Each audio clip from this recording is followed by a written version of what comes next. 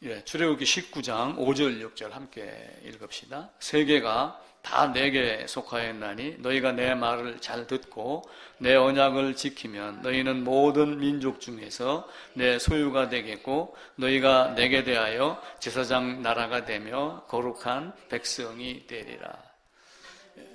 두 절만 읽겠습니다.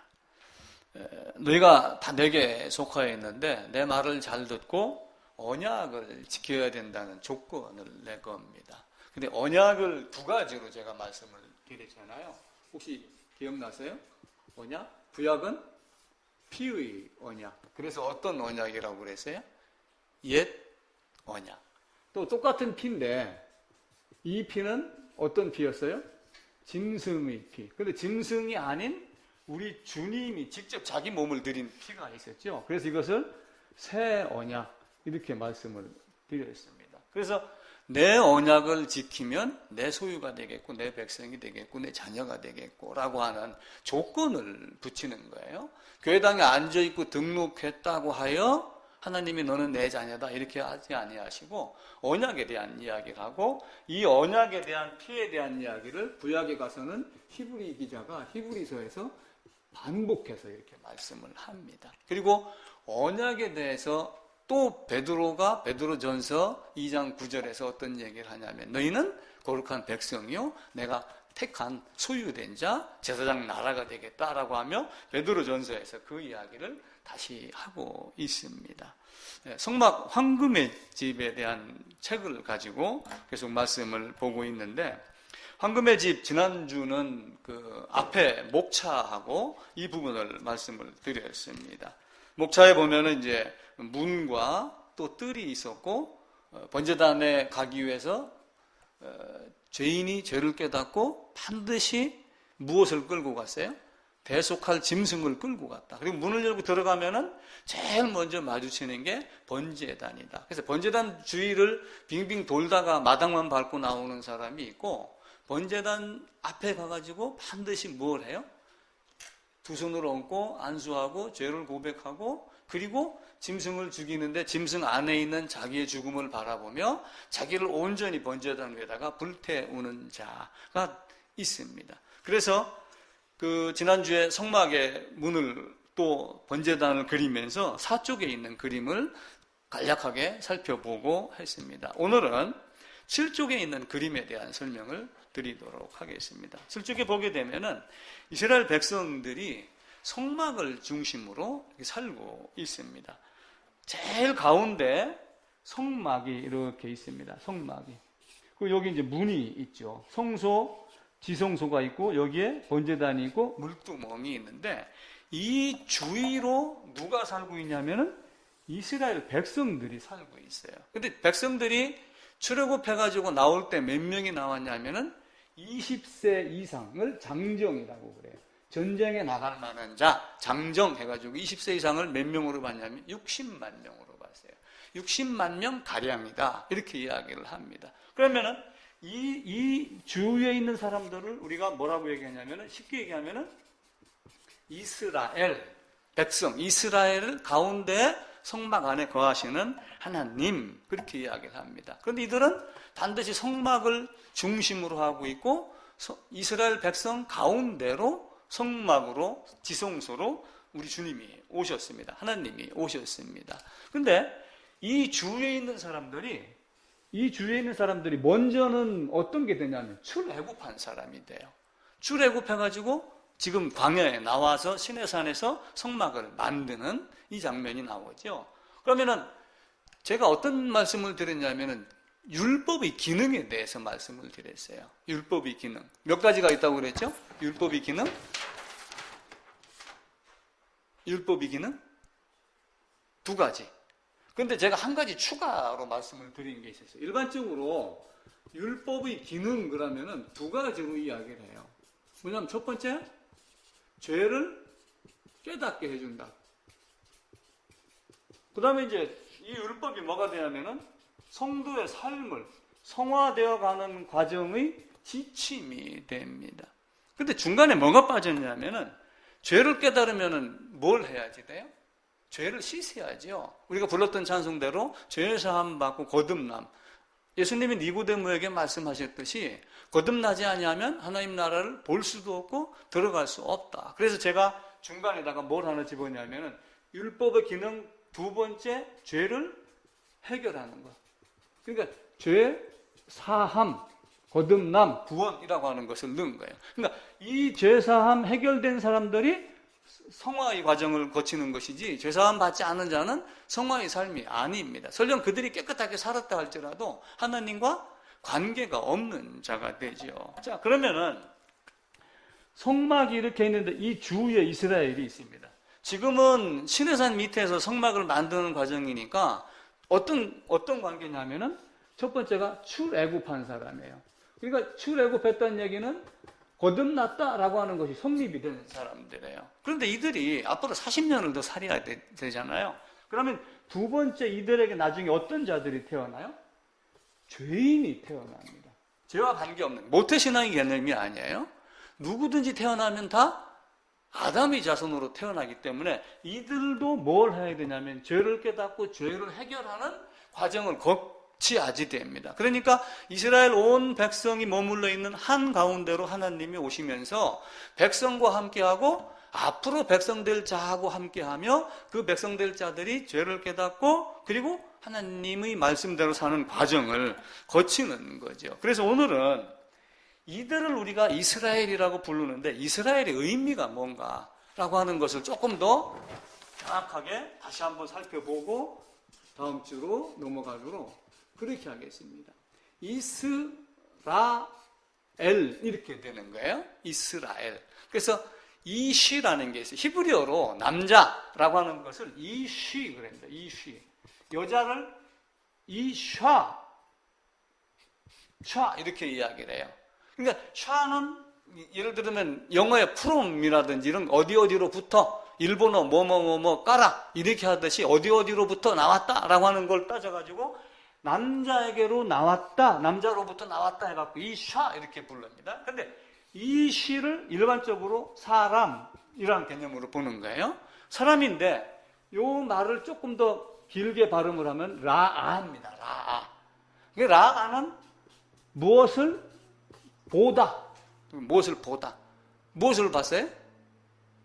엘을 본 거예요. 엘이 뭐예요? 이스라엘 하는 엘이 엘 샤다이 그죠? 엘로힘 하는 엘 하나님을 본 사람. 그러니까 하나님을 봤다는 얘기는 그냥 얼굴로 봤다는 얘기예요.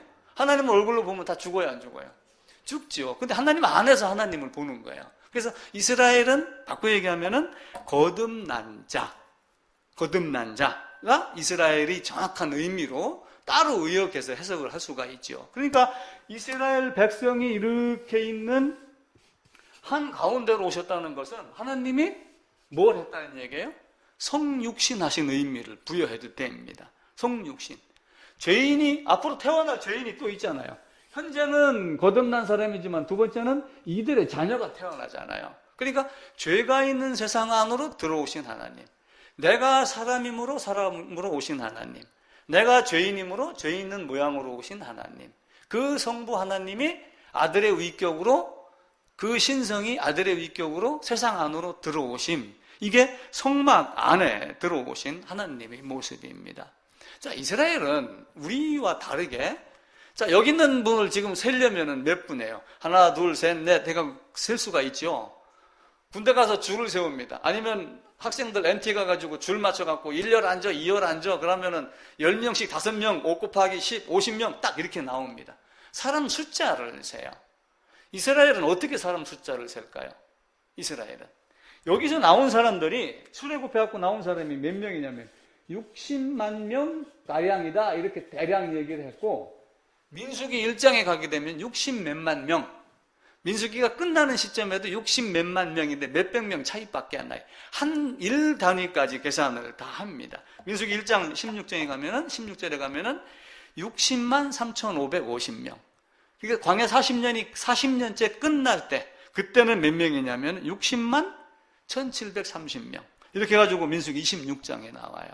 그럼 60만 명가량, 아니면 60 몇만 명, 60 몇만 명을 어떻게 쟀을까요? 어떻게 셌을까요? 전부 가가지고 호구조사 했을까요?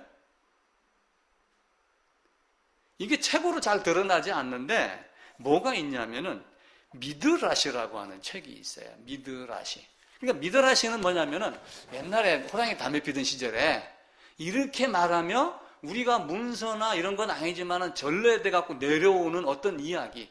그러니까 뉴스도 보면은 뭐 비하인드 뉴스 뭐 이런 거 있죠. 비하인드 스토리 이렇게 얘기를 하듯이 성경 그 이면에 어떤 숨어 있어서 이스라엘에게 내려오는 것을 정리해 놓은 책이 있어요. 그것을 미드라시라고 이렇게 이야기를 합니다. 근데 미드라시는 성경이 아니죠.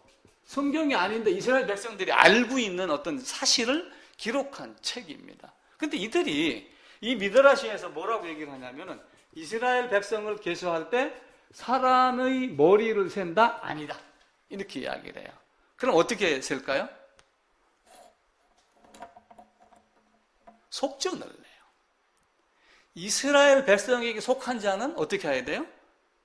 날짜 20세 이상. 그럼 반드시, 왜냐하면 이미 거듭난 자는 거듭난 자의 속전을, 거듭나지 않은 자는 또 속전을, 속전이 개념이 있잖아요. 20세 이상. 그러니까 20세를 기준으로 해서 사람의 숫자로 여기고 나머지는 장자에 포함된 자로 여기기 때문에 20세 이상으로만 여기는 거예요. 그래서 이들이 뭘 내냐면은, 야, 속전 내.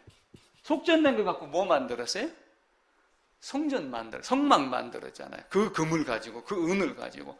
그래가지고 속전으로 쉽게 얘기하면 이런 엽전을 딱 내는데 엽전이 몇 개냐를 세는 거예요. 그러면 백성이 몇 명이다. 이렇게 딱 떨어지는 거예요. 그러니까 이스라엘 백성은 그냥 앉아있는 사람이 아니라 그래서 이스라엘 백성이 우리가 출애굽기 30장 여기서 얘기를 할 때 어떤 얘기를 드렸어요? 속전을 내지 않는 자는 회중에서 끊어진 자. 이스라엘 백성 중에서 속전을 내지 않은 자는 계수에 들지 않는 자, 죽은 자로 여긴다. 살아있으나 사실은 죽은 자. 왜냐하면 이 안에도 어떤 자들이 있어요? 잡족도 들어왔죠, 그죠? 기브온 족속도 들어와 있잖아요. 설령 그들은 속전을 어떻게 되는지 나중에 모르겠죠. 왜냐하면 이방인도 포함이 되니까 훗날 그런 개념까지는 모르지만 이스라엘 백성을 셀 때는 반드시 그렇게 했습니다. 그러니까 이스라엘은 하나님을 본 사람, 이 개념이 되는 거예요. 그래서 우리가 교회를 영어로 뭐라고 그러냐면 처치 이렇게 이야기를 합니다. 처치.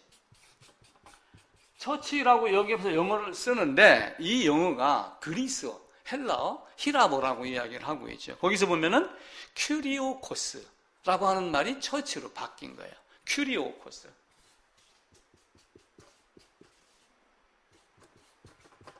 근데 이 큐리오코스가 뭐예요? 주요 할 때 뭐예요? 코바디스 뭐 이런 거 얘기하고 그러죠. 퀴리오스. 주에 대한 이야기를 해요. 그 주께 속한 자. 이 뜻이 뭐냐면은 퀴리오코스 주께 속한 자가 뭐냐면은 처치가 되는. 그러니까 교회당에 앉아 있다고 되는 게 아니라 속전으로 예수 안에 들어가 있는 자, 하나님 안에 있는 자가 처치가 되는 거예요. 근데 이 처치를 또 무슨 얘기를 하냐면은 교회 안에 속한 자 그러는데 하나님이 불러서 교회 안에 속한 자로 만드는 무리를 뭐라고 그러냐면 에클레시아 그러죠. 불러냄을 받은 자. 그 에클레시아도 그리스어로 뭐냐면 하나님이 불러 모으신 자. 그러니까 우리가 처치, 에클레시아 또 속전을 내가지고 너희는 이스라엘이라 하라 하나님을 본 사람이다 라고 얘기하는 이것은 우리가 본문 읽었던 대로 세계가 다 내게 속하 있는데 내 언약을 지키면 너희가 이렇게 되겠다라고 하여 언약을 두 가지로 말씀을 드렸어요. 옛 언약과 이제 옛 언약에 패하고 다시는 죄를 위하여 제사 드릴 것이 없다라고 하여 새 언약의 개념을 말씀을 드렸고 베드로가 그 이야기를 베드로전서 2장 9절에서 너희는 택하신 족속의 왕같은 제사장 나라다라고 하며 언약을 지킨 자에 대한 이야기가 나오게 됩니다. 그러니까 교회당에 들어와 등록하고 이런 것들이 아니라 거듭난 자, 거듭나서 복음을 선포할 사명이 있는 자, 이런 자들이 뭐냐면 이스라엘이 되는 거예요. 그러니까 이스라엘이 바꿔 얘기하면 저 신약에 가서는 유대인이라고 이름을 부르면서 유대인의 나음이 무엇이냐라고 하며 로마서 3장에 가게 되면 유대인은 하나님의 말씀을 맡았다. 이렇게 되는 거예요. 그러니까 온 세계가 내게 속하여 있는데 그 세계 중에 어떤 사람을 불러내가지고 부른 자에게 어떤 사명을 줬어요? 하나님의 복음을 전할 수 있는 사명을 준 거예요. 그 대표적 인물이 누구예요? 처음이 아브라함. 아브라함을 불러내서 너는 내 백성이다. 근데 아브라함이 갈라디아서에 가게 되면은 하나님이 먼저 아브라함에게 복음을 전했다. 이렇게 또 말씀을 하셔요. 바울은 그냥 불러냈다고 하여 너는 내 거야 이렇게 하는 것이 아니라 하나님을 보여주고 하나님이 어떤 분인가를 알고 믿고 속전이 개념이 포함된 아브라함의 후손을 갖고 하는데 그 후손을 온 세상에 퍼뜨리게 하기 위하여 약 몇만 명? 60만 명의 백성들을 이 땅에다 만들어 놓은 겁니다. 그 역할을 누가 해야 되냐면 이 땅에 있는 거듭난 자, 쉽게 얘기하면 영적 이스라엘들이 그 역할을 해야지 됩니다. 그러니까 거듭나기 위해서는 거듭나지 않으면 하나님 나라 볼 수도 들어갈 수 없다고 그러는데 거듭나기 위해서는 교회에 들어와서 앉고 등록하는 것이 아니라 이 세상에서 가장 심한 고통이 뭐라고 그래요? 가장 심한 고통. 육체적 고통. 산통이에요. 애기 낳는 고통. 그 고통보다 더한 고통이 있어야지 복음이 보인다. 그래서 천국은 침노하는 자의 것이다. 이렇게 이야기를 하는 거예요.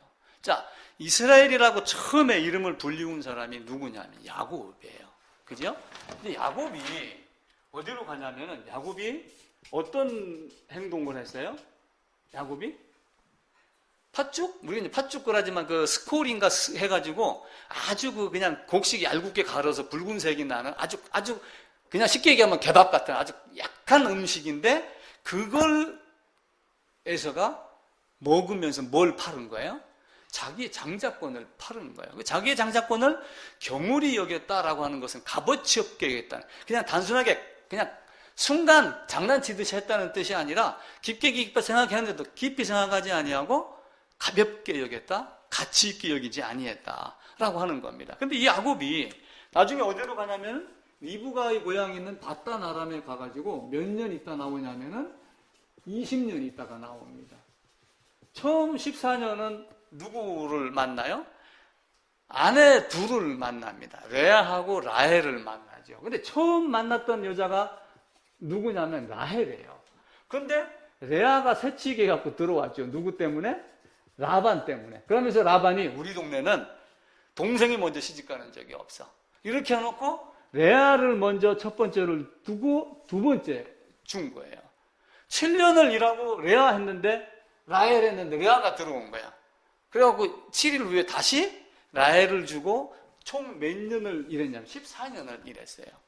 14년을 일하고 돌아가야 되겠다라고 자기간에 생각을 했을 그때 누가 태어나냐면은 요셉이 태어납니다. 요셉이. 방글라데시 귀국했어요, 갑자기. 태어났는데 하나님이 아니야. 그래가지고 몇 년을 더 있어요? 6년을 더 있다가 20년이 됐을 때 돌아와요. 돌아오면서 식구들 데리고 짐승 끌고 막 오는데 라반이 쫓아와가지고 얘기를 할 때 이 야곱이 내가 누구를 위하여 14년 뭐 해가지고 20년을 당신께 봉사를 했는데 당신이 나한테 해준 게 뭐냐? 내 재산이 뭐 이래가지고 약간 다툼이 있었죠. 그 야곱이 어디를 가냐 하면은 자기 원 고향인 에서에게 향하는 거예요. 하나님이 돌아가라 이렇게 이야기를 해요. 근데 에서는 지금 마음속에 야곱에 대한 감정이 있을까요? 없을까요? 20년이 지났지만 감정이 칼같이 숨어 있는 거예요. 지금 송곳같이 지금 딱 있는 거예요. 움직이기만 하면은 송곳이 밖으로 탁 튀어나오는 거예요. 왜 그러냐면은 야곱이 첫 번째 뭘 했어요? 장자권을 뺏어갔잖아요. 그 다음에 두 번째 아버지가 내리는 축복을 중간에 가르쳤어요. 그러니까 에서가 여기 갔다 오다가 다시 야곱으로 가야 되는데 에서에게 가야 되는데 야복강을 건너면서 이 강을 건너면 이제 에서가 오는 거예요. 근데 정탐꾼을 미리 보낸 거야. 미리 보냈더니 어떤 소식이 왔어요? 지금 형이 400명 군사를 끌고 온다. 이렇게 얘기를 합니다. 400명 군사. 그럼 400명이면 이렇게 대대가 넘는데 오면 죽어요, 안 죽어요? 죽지요. 그때 야곱이 간절하게 매달리는 거예요. 바꿔 얘기하면 사망의 생명으로 옮기고 싶은 거예요.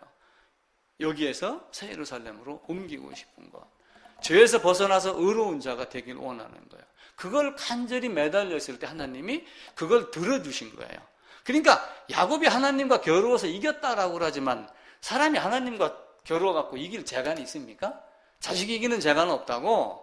손자 얘기는 재간이 없잖아요. 마찬가지로 져주는 거예요. 그 야곱의 간절함을 보고 하나님이 이렇게 하겠다. 왜냐하면 어떻게 됐어요? 아브라함과 이삭과 야곱의 하나님, 그 아브라함과 이삭과 야곱으로 말미암아 무엇을 퍼뜨리기 위해서요? 온 세상에 복음을 퍼뜨리기 위한 거예요. 아까 말씀드렸던 로마서 3장 1절대로 유대인의 나음은 말씀을 맡았습니다. 근데 그 말씀을 맡은 자 중에 에서는 떨어져 나갔고, 그죠?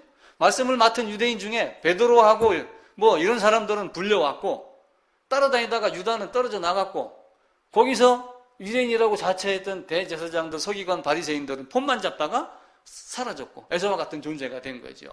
그 야곱의 후손들을 하나님이 존속을 시켜야지 하나님의 복음이 온 세상에 퍼질 수가 있습니다. 그래서 그들에게 60만 명의 인구를 만들기 위해서 그런 역할을 하는 거죠. 그러다가 요셉이 잡혀갖고 나중에 야곱이 들어가면서 네 나이 몇 살이냐 이렇게 썼을 때 내 나그네 인생이 130이다라고 하며 거기서 17년을 더 살다가 나중에 죽고 요셉도 이제 고향으로 돌아가고 그러죠. 자, 야곱은 그 내놔. 뭘 내놓으라고 그랬어요? 장자권 내놔. 나 그거 줘. 그러니까 장자권 내놔. 여러분 그렇게 하기가 쉽지 않죠. 이 미드라시에서 무슨 얘기를 하냐면은 야곱과 에서는 쌍둥이입니까? 연년생입니까? 쌍둥이에요. 그러면은 제가 지연이 지영이 지금도 헷갈리고 엊그제도 엉뚱한 사람 쳐다보고 지영아 그랬더니 한쪽에서 씩 웃더라고요. 알아봐요? 몰라봐요? 몰라봤는데 부모는 알아요? 몰라요? 이삭의 눈이 어두워도 에서하고 야곱을 분별하지 못했다라고 저는 생각하지 않아요. 그 입장으로 놓고 보면은. 근데 이 야곱이 처음에 뭐랬냐면 장자권을 달라고 요구를 한 거예요. 자, 우리는 야곱이 교활한 사람이다 이렇게 이야기를 해요. 장자권을 요구하고 장자권을 갖기를 원하는 게 교활할까요? 왜냐하면 이스라엘 사상에서 아브라함과 이삭에게 또 리브가의 장막에서 사라의 장막에다가 리브가를 넣고 지금까지 배워온 바로는 하나님은 천지를 창조하신 하나님, 그리고 아담이 가죽옷을 입히신 하나님, 여자 후손으로 오겠다고 하나님, 그리고 아브라함 내 씨로 말미암아 이삭으로 말미암아 이렇게 하며 복음과 복음 전할 사명을 주신 그 하나님의 그 장자권을 갖고 싶어하고 장자권을 가진 자가 하나님 나라에 들어가는 걸 아는데 그걸 요구하겠어요? 안 하겠어요?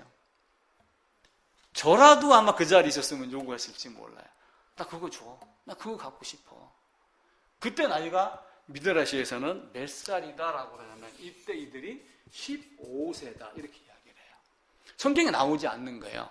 근데 이스라엘이 내려오는 전설 같은 그 이야기에는 이들이 15살이다. 근데 15살 나이에 저게 필요하다는 걸 아는 거예요. 한쪽에서는 먹고 뛰놀고 사냥하며, 자, 그러면 이스라엘이 번제를 드릴 때 짐승을 어디서 끌고 가요? 산에서 잡아서 끌고 갔나요? 아니면 우리 안에 있는 걸 갖고 있는 거예요? 우리 안에 있는 걸 갖고 있어요. 출애굽할 때 이달 10일에 짐승을 잡을지니 라고 이야기를 해놓고 14일에 짐승을 잡았어요. 그럼 잡을지니는 뭐냐면은 킬링한 겁니다. 죽인 겁니다. 처음에 이달 10일에 짐승을 잡을지니라고 하는 것은 보관하고 케어하는 거예요. 그걸 갖다 놓고 나흘 동안 지켜봐가지고 흠이 있나 없나를 아는 거예요. 그러니까 우리 안에 있는 것은 흠이 없는 거예요. 그럼 아버지가 축복하겠다라고 얘기를 했었을 때 에서는 사실은 어디로 가야 돼요? 우리에 가서 짐승을 잡아갖고 나와야지 돼요. 근데 에서는 어디로 달려갔어요? 평소에 자기의 습관대로. 근데 묘하게 아버지가 가서 사냥해가지고 맛있는 고기를 달라고 또 그렇게. 난 그건 지금 아직 안 풀려요. 왜 그렇게 했을까? 나중에 이삭을 만나면 제가 반드시 물어볼 겁니다.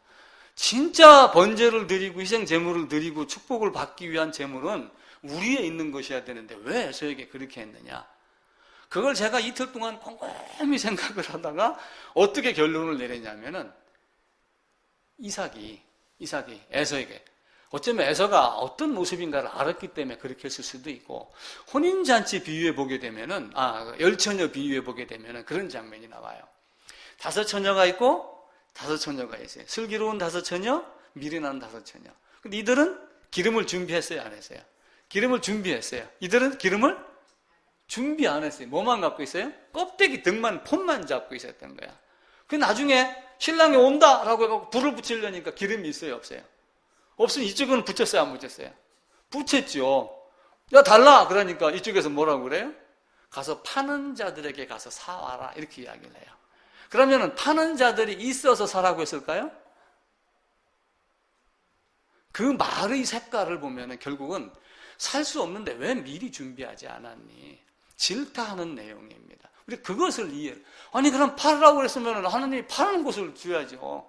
근데 예수님이 뭐라고 그래요? 와서 값없이 사먹되 돈 없이 사먹어라. 이렇게 하며 나를 먹으라. 이렇게 또 이야기를 하잖아요. 그런 여러 가지 의미를 놓고 봤었을 때 이삭과 에서가 그런 대화를 주고받은 것은 어쩌면은 인간의 생각으로 힘써도 되지 않는 것을 말하는 것 아니겠는가. 또 뒤에서 예수님이 어떤 말씀을 하냐면은 또 하나 예를 들어요.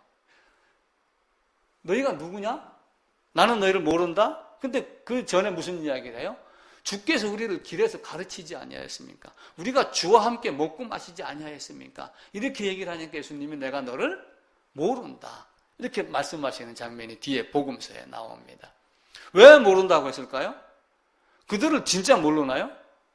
자기를 따라다녔고 자기 앞에서 가르침을 받고 예를 들어 어쩌면 베드로보다 더 똑똑하게 대답하고 이렇게 했을지도 몰라요. 왜냐하면 베드로는 어부였잖아요.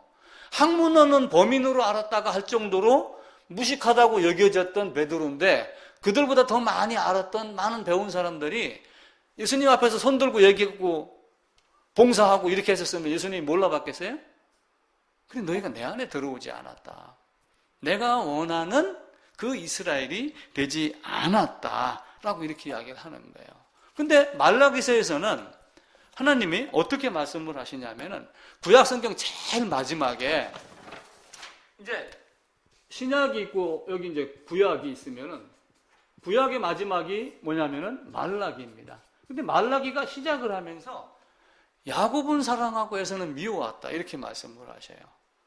말라기 선지자를 통해서. 그럼 이 이야기가 언제부터 야곱을 사랑하고 에서를 미워했을까요?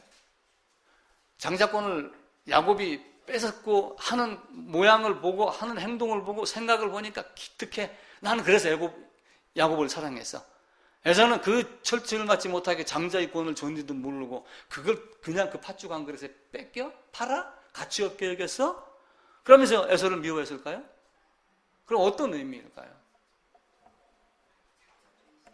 그게 창세 전의 처음부터 야곱을 사랑하고 에서는 미워했다는 거예요. 그 내용을 어디서 얘기를 하냐면은 자 보세요.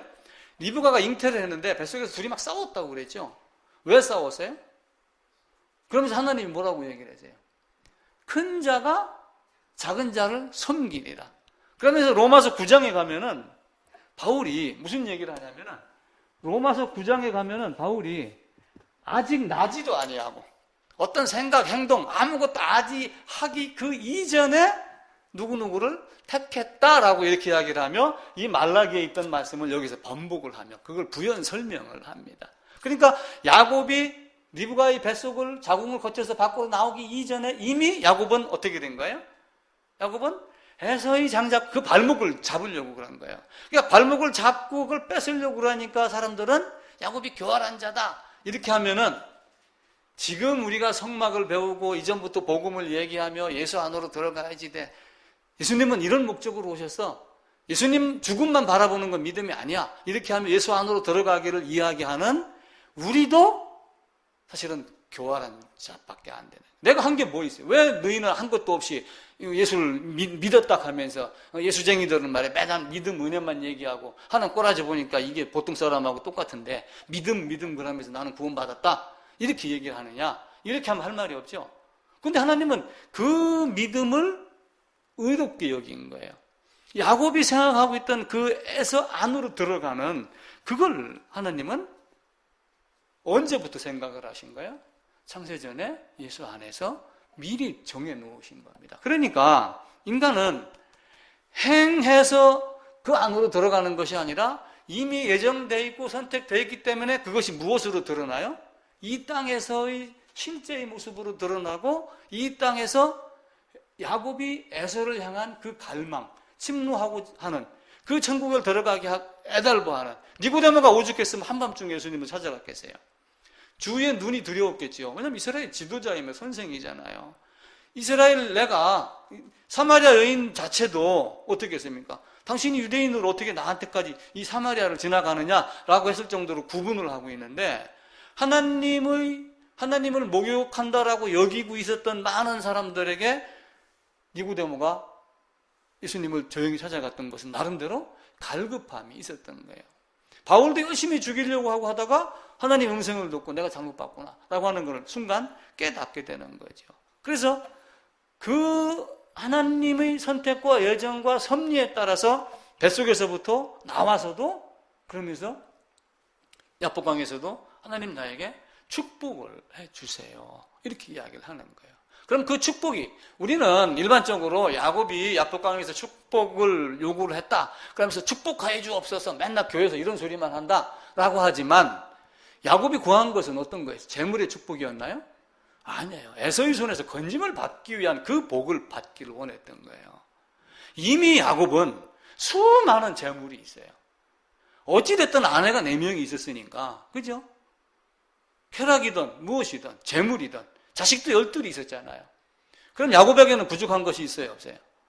야곱에게는 전혀 세상의 삶과 쾌락과 육체와 재물과 자식을 누리는 모든 것이 부족함이 한 개도 없던 사람이에요. 단지 나를 축복해달라고 매달렸던 것은 이 에서의 손에서 나를 건져달라고 하는 거예요. 그런데 그 야곱이 나중에 축복을 받을 때 어디로 들어가요? 뺏어 안으로 들어가요. 결국은 하나님은 축복을 줄 때 누구에게 축복을 줘요? 나에게 축복을 줘요? 예수님을 통하여 예수님으로 말미암아 나를 축복을 줘요? 나에게 직접 줘요? 예수님을 거쳐서 줘요? 예수 안에서 줘요? 예수 밖에서 하나님 여기 계시는데 하나님이 이렇게 보고 예수님 여기 계셔요. 내가 이 앞에 서 있습니다. 아, 예수 너 따로 이렇게 하시나요? 아니면은 요 안에 있는 나를 보고 하시나요? 그걸 우리가 이해를 하시면은 왜 에서 안으로 들어가야 되는가라고 하는 거를 이해를 하게 됩니다. 자, 그러면은 이렇게 하라고 가르치는 것, 믿음으로 예수 안으로 들어가고 예수와 연합하라고 바울이 외치는 것은 바울의 생각이에요? 성경의 기록이에요? 성령의 인도입니까? 하나님의 계획이며 바울이 그걸 알고 성령의 인도로 가르침을 받는 거예요. 하나님은 그 기쁘신 뜻대로 모든 것을 다 이루어 나가십니다. 우리 디모데 후서 자주 찾아보던 거지만 한 번 더 찾아봅시다. 디모데 후서 1장 9절입니다. 제 성경으로 343쪽입니다. 신약성경 343쪽. 찾으셨죠? 9절만 같이 읽읍시다.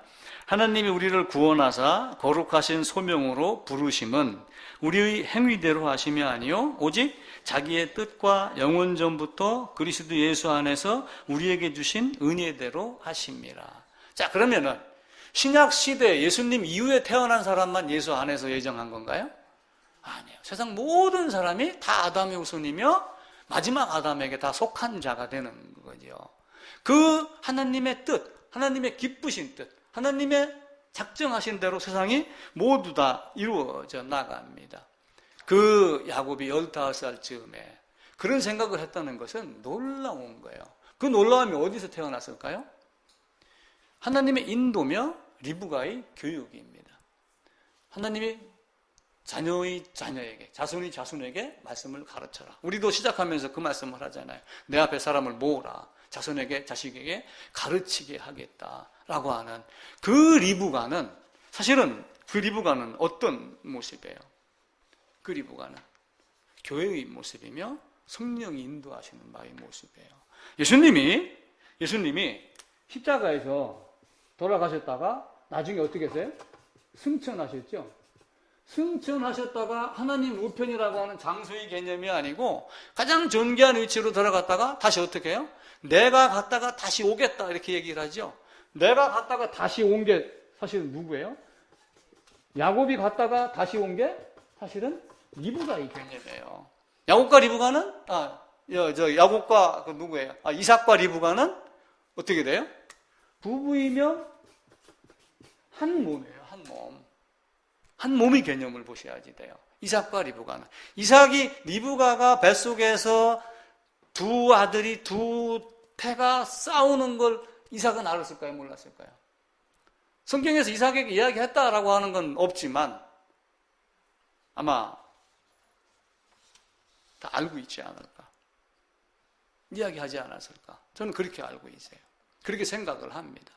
모든 것이 누구로 말미암냐면은 이삭이 알고 있기로 또 이스라엘 전체가 알고 있기로 리브가가 알고 있기로 축복은 누구로 말미암아요? 아까 말씀드렸죠? 축복은 예수 그리스도로 말미암아 다 이루어집니다. 그래서 우리가 축복 이렇게 이야기를 하는 것은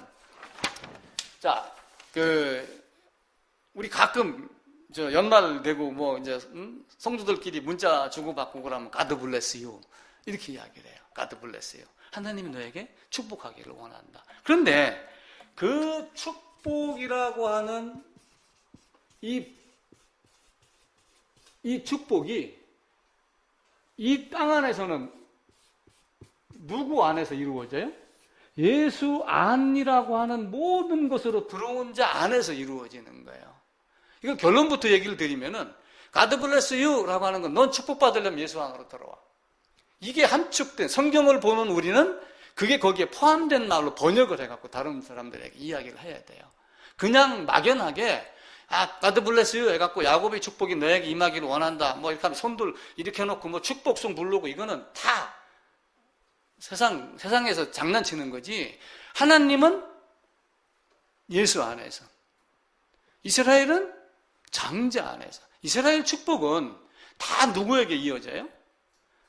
지금도 우리나라가 지금은 인권 이런 거 따져서 그러지만 다 누구로 이어진 재산 유산이 다 누구에게로 이어졌어요?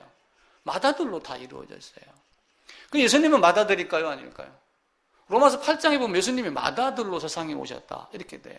히브리서 1장에도 보면 이 아들로 인하여 우리가 이 아들로 말미암아 구원받게 하려 합니다. 그러면서 아들의 개념, 맏아들의 개념을 이 예수님에게 적용을 합니다.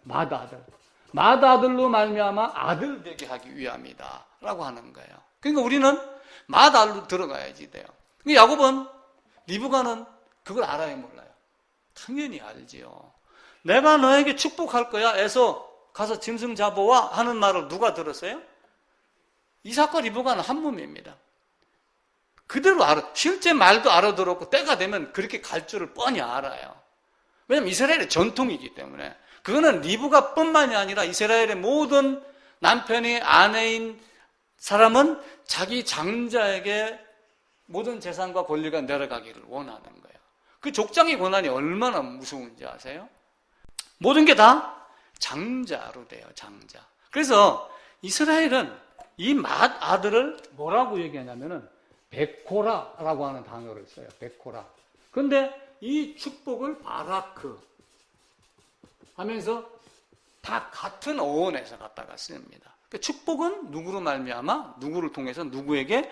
베코라에게 가는 거예요. 맏아들로. 그래서 예수님이 이 땅에 맏아들로 오신 겁니다. 그 맏아들로 이 모든 날 마지막에는 아들을 통하여 히브리서 찾아봅시다. 그 뒤로 좀 넘기면 있죠. 히브리서 1장입니다. 히브리서 1장 2절 353쪽입니다. 2절만 같이 읽읍시다. 이 모든 날 마지막에는 아들을 통하여 우리에게 말씀하셨으니 이 아들을 만유의 상속자로 세우시고. 그럼 우리도 하나님 나라를 상속받으려면 어디 안으로 들어가야 돼요? 맏아들 안으로 들어가야지 돼요. 그게 예수 안입니다. 야곱은 그걸 아는 거예요. 리브가는 그걸 아는 거예요. 그래서 에서 안으로 들어가는 겁니다. 그래서 God bless you. 그러면 바꿔 얘기하면은 너 빨리 예수 안으로 들어와.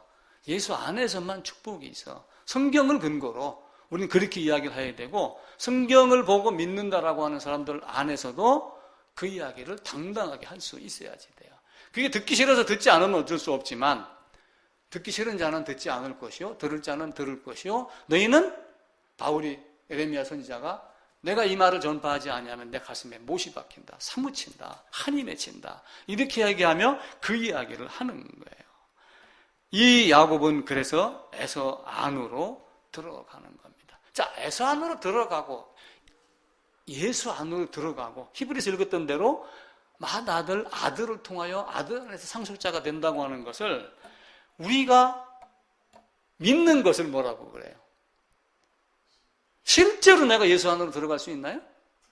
예수를 그러면 가슴을 칼로 쪼개고 집어넣고 메스로 잘라내고 실로 꼬매나요? 아니요. 우리의 영적인 하나님이 주신 그 영으로 그걸 알고 믿음으로 어디로 들어가요? 예수 안으로 들어가는 거예요. 그 예수 안으로 들어가는 것을 우리가 뭐라고 그래요? 믿음으로. 그 믿음이 왜 믿음을 그래서 뭐라고 그래요? 그렇게 믿어서 되는 것을 은혜라고 이야기를 하는 거예요. 은혜. 자, 우리 성경 한 군데 더 찾아봅시다. 로마서입니다. 앞으로 가셔가지고 로마서 4장 16절입니다.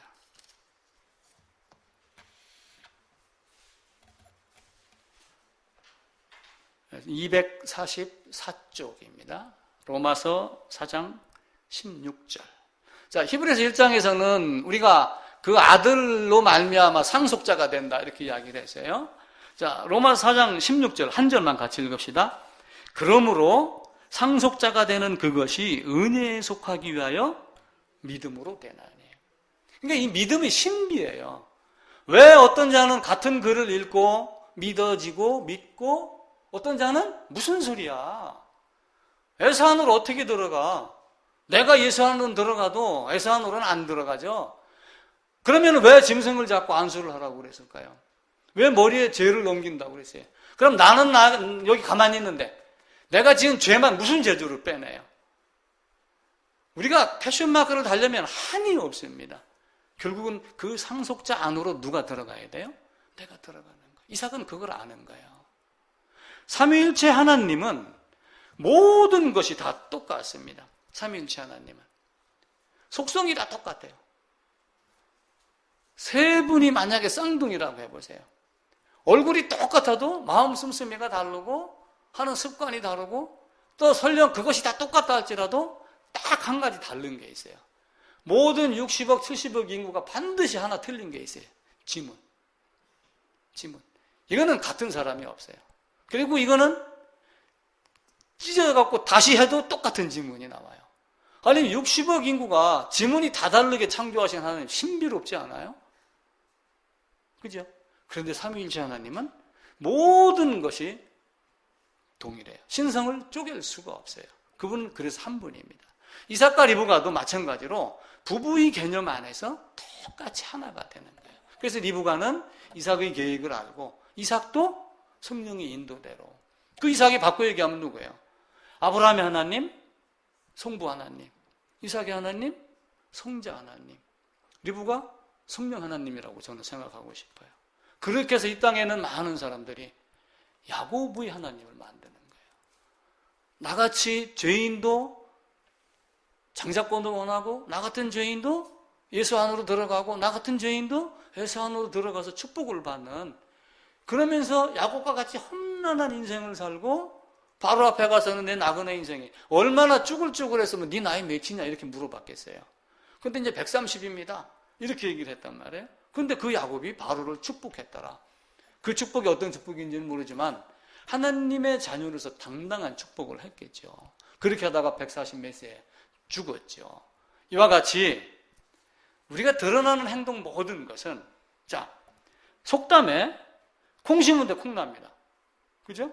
밭이, 밭구랑이 이렇게 있습니다. 여기다가 지금 뭘 이렇게 심었어요.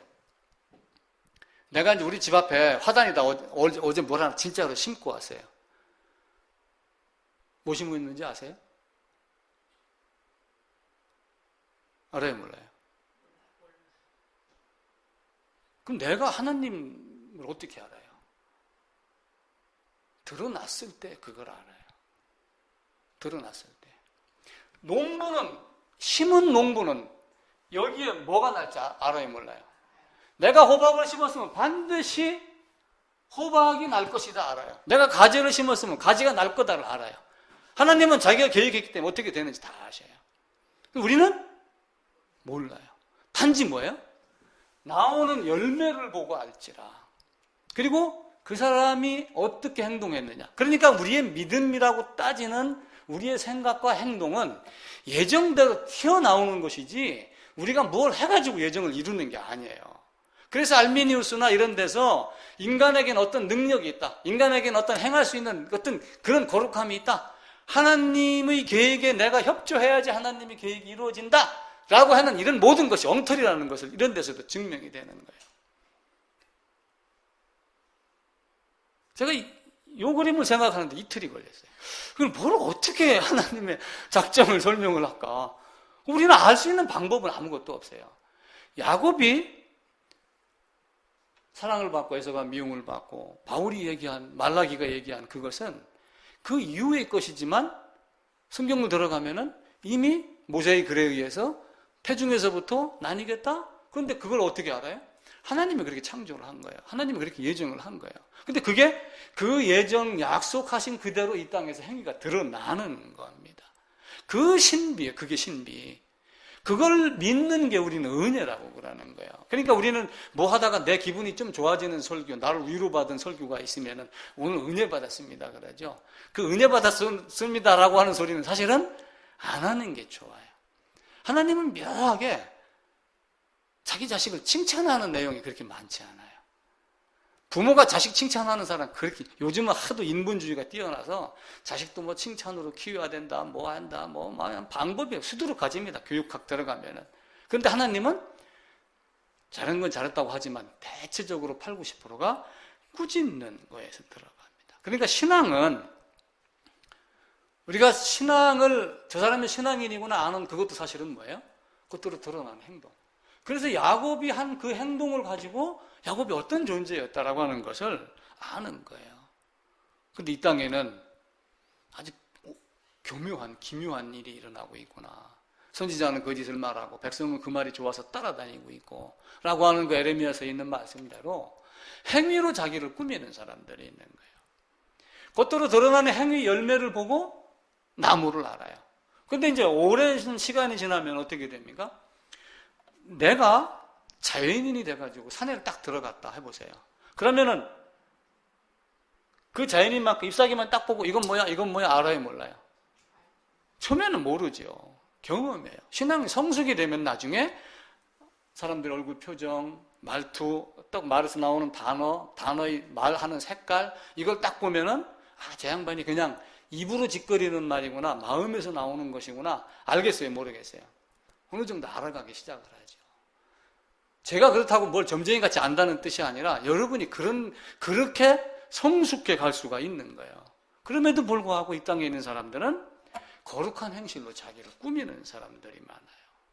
내적 변화가 있으면 여기서 썩는 게 아니고 죽으면은 싹이 나갖고 뭔가 난다. 내적 변화가 애적 변화를 일으켜요. 그런데 사람들은 이거 없이도 애적 변화를 일으킬 수 있어요, 없어요, 지금?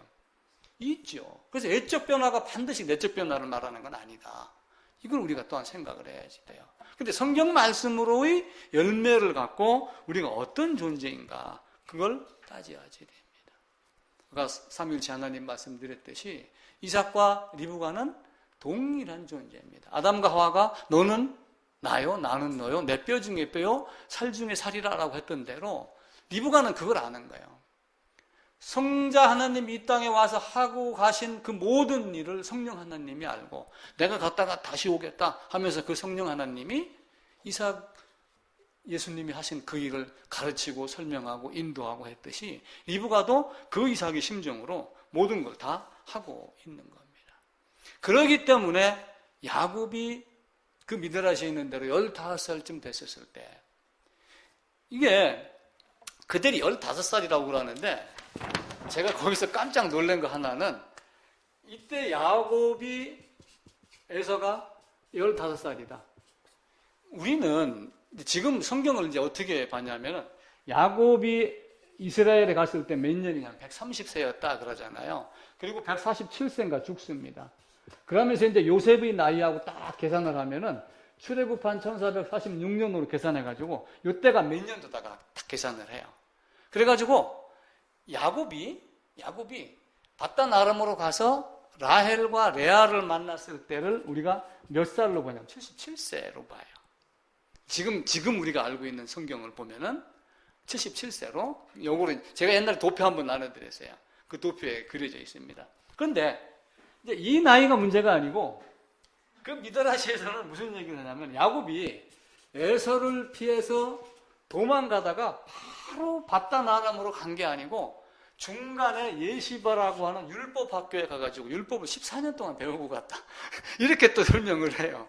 왜 집어넣는지는 모르겠어요. 율법을 중시했기 때문에 만약에 그렇게 했다. 그러면은 여기서 14년을 배우고 갔다라고 하게 되면 나이가 약간 차이가 생깁니다. 14년간. 그래서 이제 이때 누구를 만나냐면은 라헬과 레아를 만나는데, 이때 라헬과 레아가 몇 살이었을까요? 22살이라고 합니다. 미드라시에서는 22살. 근데 여기가 쌍둥이에요. 야곱이 라헬인 줄 알고 합방을 했는데 깨보니까 레아더라 라고 하는 이야기가 여기 나와요. 얼굴이 똑같아서 분별을 못해요. 그래갖고 이 동네는 언니가 먼저 시집 보내야 된다. 아마 우리 아버지 라반이 지금 언니를 눈독 들이고 있으니까 해갖고 야곱하고 라헬이 암호를 짭니다. 암호. 뭐 뻐꾸기 그럼 저쪽에서 종달새 뭐 이렇게 하듯이 암호를 딱 짜놨는데 언니가 하도 쫄르니까 동생이 암호를 얘기를 해줬대요. 그 책에서는 전설 같은 이야기입니다. 그래갖고 야곱이 있는데 레아가 들어와가지고 깜깜한 밤이고, 막 그때 당시에는 이제 이스라엘 지역에 포도주 같은 걸 마셨겠죠. 포도주가 뭐 성경에서 지금 뭐 그만은 술이다 나쁜 개념이 아니고 당시 어떤 축제의 분위기니까, 또 마지막 날에도 우리가 포도주로 연회를 베풀리니 아마 야곱이 술이 좀 취했을지도 모르지만 똑같은 얼굴이고 그렇고 그러는데, 뭐 예를 들면 야곱이 뻐꾸기 그러니까 저쪽에서 종달새를 했는데 나중에 보니까 라헬이 레아한테 알려줘서 그렇다. 뭐 이런 비하인드 스토리가 있습니다. 자, 문제는 야곱이 한 게 뭐예요? 우리는 축복을 할 때 에서한이라고 그러는 장자의 바라크 베코라라고 하는 장자로서 맏아들로는 예수 안에서 아들로 말미암아 상속자로 된다라고 하는 그 맏아들의 개념을 먼저 깊이 이해를 하시면은 야곱과 에서가 큰 문제가 없어지겠죠. 문제는 야곱이 한 게 뭐가 있어요? 아버지 이삭이 야 가서 에서에게 사냥 잡아와 별미만. 아버지 이삭이 가장 좋아하는 별미는 누가 만들어야 돼요? 엄마가 만들어야 돼요. 아내가 만들어야지 돼요. 그죠? 그 리브가가 인도하는 것이 맞는 거예요. 삼위일체 하나님의 모든 속성이 동일하기 때문에 하나님의 속성을 가장 잘 하시는 것은 지금 이 땅에서 활동하시는 성령 하나님이에요. 그걸 리브가가 그 역할을 하는 거예요. 그리고 야곱이 뭘 했느냐 한번 보는 거예요.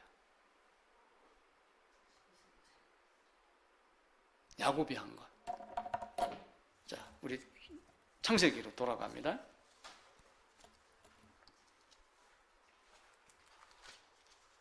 창세기 27장입니다.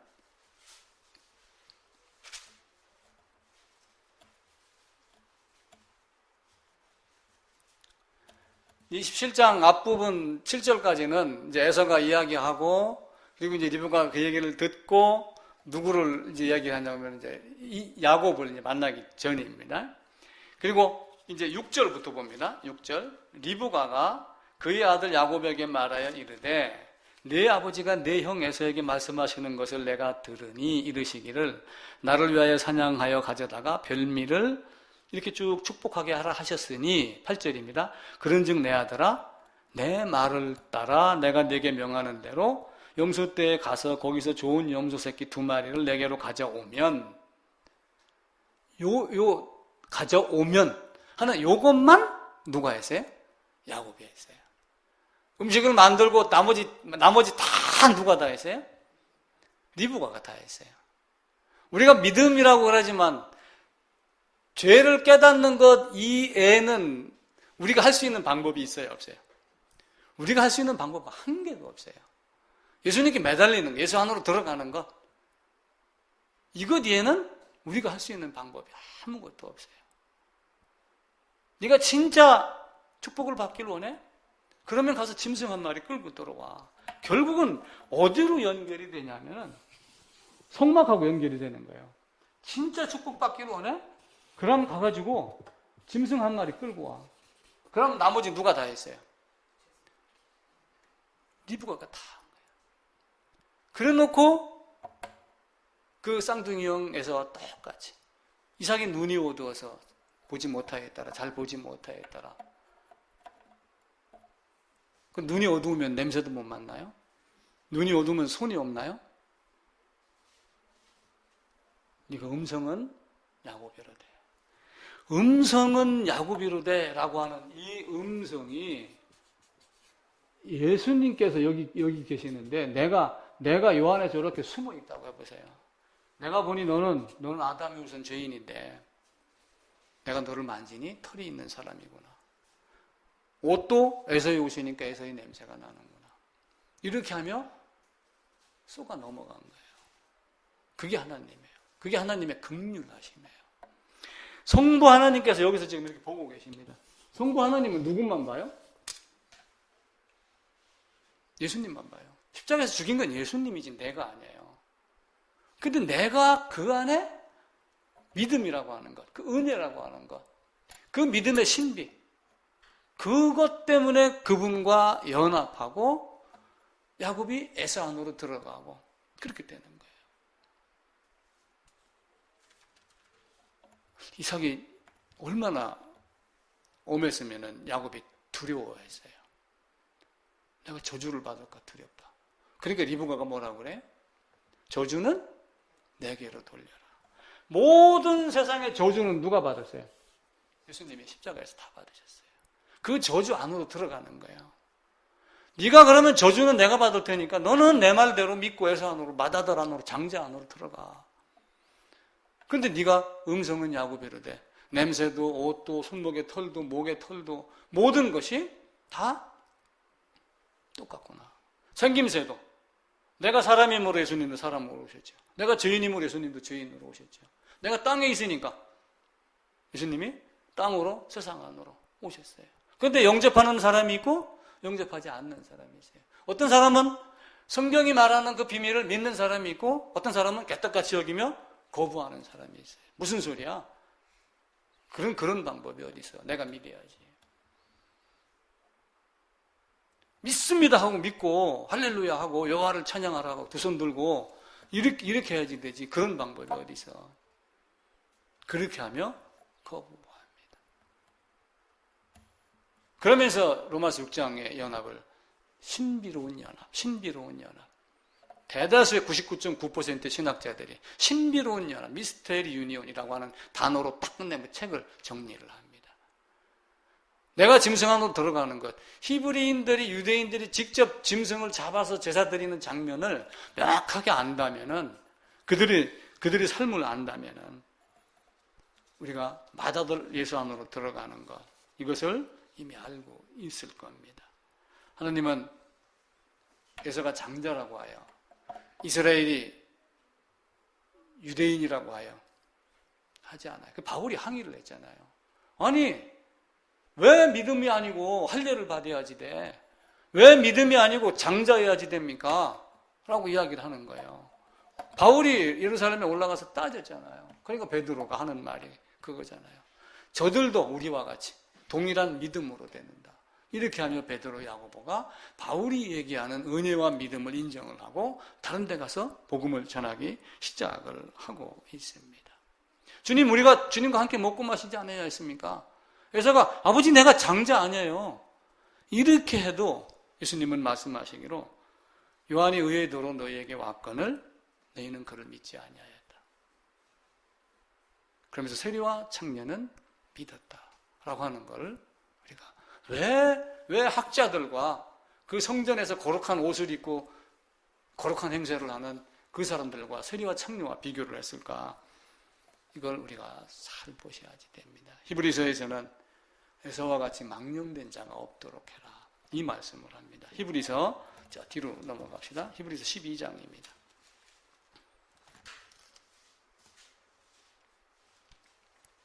15절입니다. 16절, 368쪽이네요. 제 성경으로. 16절 한 절만 같이 읽읍시다. 음행하는 자와 혹 한 그릇 음식을 위하여 장자의 명분을 판 에서와 같이 망령된 자가 없도록 살피라. 성경이 설령 이해가 안 되면 우리는 계속해서 기도하고 묵상하고 그렇게 해야지 됩니다. 내 지식에 내 알량한 생각에 맞지 않는다고요 거부하고 함부로 입을 연다든지 하는 이런 것들은 바람직하지 못합니다. 에서가 망령되게 했다라고 하는 것은 그 망령이 무슨 뜻일까요? 순간 깜빡해서요? 순간의 실수로? 그런 개념이 아니에요. 이건 거짓이다, 사악하다, 그리고 경건하지 않다, 이런 의미를 가진 단어가 망령입니다. 그게 헬라어로 베벨로스라고 하는 단어를 써서 망령된 자, 사악한 자, 경건하지 않은 자, 거짓된 자, 이것을 우리나라 말로 망령됐다 이렇게 표현을 한 거예요. 정리를 하면은 야곱이 교활하면 우리 모두 다 교활한 자입니다. 만약에 야곱이 그렇게 되지 않았다면 우리는 절대로 예수로 말미암아 거듭날 수가 없습니다. 그냥 양이 죽는 것이고 에서는 장사꾼이고 죽었다 사신 이는 예수님이고 권세는 예수님만 누리지 우리는 그 안에 들어갈 수 있는 방법이 없습니다. 그러나 천국은 침노하는 자일 것이다. 야곱과 같이 뺏어서 침노해서 들어갈 수 있으면 침노해야지 돼요. 그 침노가 뭐예요? 칼 들고 들어가라는 얘기인가요? 아니에요. 죄를 깨닫고 간절히 매달리라, 그 이야기를 보는 거예요. 에서가 잠깐 실수를 한 게 아니라 에서가 값어치 없게 여긴 거예요. 지금 이 땅에는 수많은 사람들이 값어치 없게 여기는 것들이 얼마나 많아요. 우리는 기독교를 무슨 종교라고 그래요? 기독교를 무슨 종교? 체험의 종교. 그럼 체험의 종교가 어떤 체험일까요? 막 기도원에 올라가서 막 뒷사람의 침세례도 한번 받고 막 두 손 들고 막 바짝바짝 뛰는 체험이요? 아니에요. 예수 안으로 들어가는 체험. 그걸 하지 않으면은 절대로 안 됩니다. 하나님은 우리에게 너 내 안으로 들어와 이렇게 해야지 돼요. 절대로 세상 풍조에 쏠리면은 안 됩니다. 지난주인가 한번 제가 말씀드렸던 미국의 맥케인이라고 하는 그 하원 의원이 죽었죠. 그 맥케인이 무슨 말을 했냐면은 내 인생의 단 하루도 다른 사람의 최고의 날과 바꾸지 마라. 이렇게 이야기를 했어요. 정말 여러분 인생에 가장 소중한 하루가 다른 사람 어떤 사람이 갖고 있는 어떤 것보다도 더 큰 하루가 돼야지 돼요. 설령 오늘 내가 배를 골아도 그 배고픔이 저 청와대에서 파티 열고 트럼프가 지금 뭐 에어포스 원 타고 움직이는 것보다 더 큰 기쁨과 사랑과 행복이 충만한 이런 날로 있어야지 된다. 그게 진짜 우리가 해야 될 일입니다. 하나님은 냉정하신 분이에요. 자기 아들도 아끼시지 않고 죽이신 분이에요. 우리가 그걸 아셔야지 돼요. 우리가 그걸 모르니까 하나님은 사랑이라는 말로 자꾸 사람들이 지금 오해하고 예배당에서 지금 엉뚱한 짓거리들 하고 있는 거예요. 하나님은 사랑인데 그 사랑은 아들을 보내서 죽인 거예요. 그리고 그 맏아들 안으로 들어와라 라고 얘기한 건데 안 들어가면서 그건 내가 이해할 수 없는 거야. 은혜에 속하기 위하여 믿음으로 되어 있다. 여러분 그 믿음을 반복해서 생각을 해요.